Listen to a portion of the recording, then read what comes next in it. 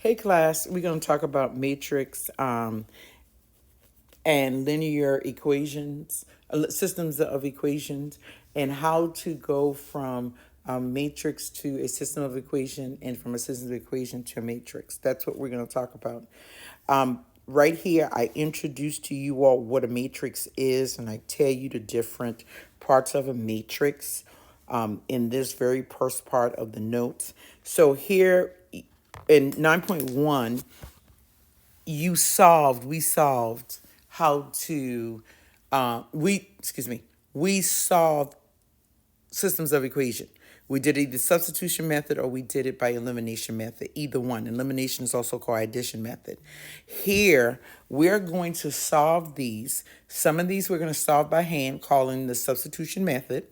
And then there's going to be where we put it in calculator. So my biggest thing is to show you how to put it in calculator to solve. So we're looking at how we do this. So, but the first part is introducing to you this concept right here of a matrix and different parts of a matrix. Okay.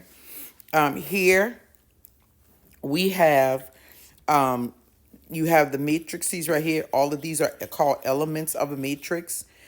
Going horizontally is called rows. Horizontal is rows, right? Going vertically, these are your columns. So here you see 4 columns. Your columns represent the different variables. So this would be X, column X. This would be column Y. This would be column Z. And the very last column of an augmented matrix, because this is called an augmented matrix, will be your constant column. And that's just numbers, okay? So let me say again, horizontally is your row. Your row is nothing but your equation. So whatever your equation is, you're writing it left to right. Second equation. Third equation, right there. Okay, so you have column 1, column 2, column 3. Columns go vertically, rows go horizontally. The very last column is your constant column. You see me here using A, B, C, and D. Those are numbers that are going to be in that position. And those are called your elements of your matrix. So here we go right here. You're talking about your element of your matrix. And guess what these are? These is nothing but your coefficients that's in front of your variable right here. That's all these are. Now, this particular matrix would have 3 variables. Let me give you an example. This would be column X, column Y, column Z. So the number of variables you have will tell you how many columns you have, 2 of variables, right? But you have that 1 extra column, which is the constant column, okay? Now, this right here, just translating a system of linear equation into a matrix, we call it an augmented matrix, okay? We call it an augmented matrix. Now, matrix have size, or what we call dimension, and the size of a matrix is the number of rows by the number of columns. So this particular matrix right here, this particular matrix, okay, would be a 3 by 4.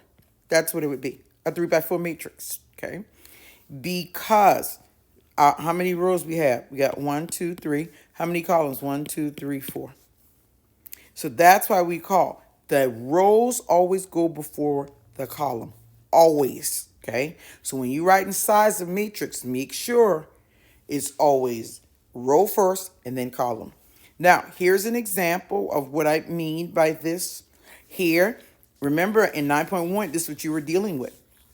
We were dealing with 2 variables, 2 equations. That's what we had. And we just dealt with the systems of equation. Now, we are dealing with the matrix. We could take this and write it into a matrix. What do? We take the coefficient of each variable and then we do the constant. So each equation is equivalent to 1 row. So you see 1, 3, 6 here, 1, 3, 6. Here you see the coefficients 2, -1, 5, 2, -1. Now we put this vertical line here to separate the variables from the constant term. That's all. This matrix here, the size of this matrix would be what? 2 by 3 matrix. That's the size of it, okay? So let me add a couple of things. size here of matrix. That's what this would be. Next thing, you all, let me make sure I write the systems of equation, right? And then this is an augmented matrix, so you all know that.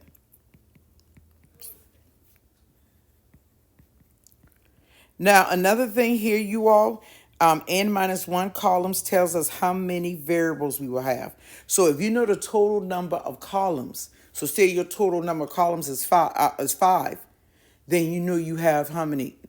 5 minus 1, 4 variables, okay? So this is where this comes in at, okay? Now I'm going to stop here, give you a chance to copy this, and I know I gave you information, and the next thing we're going to do is actually going from matrices to systems of equation and vice versa, okay?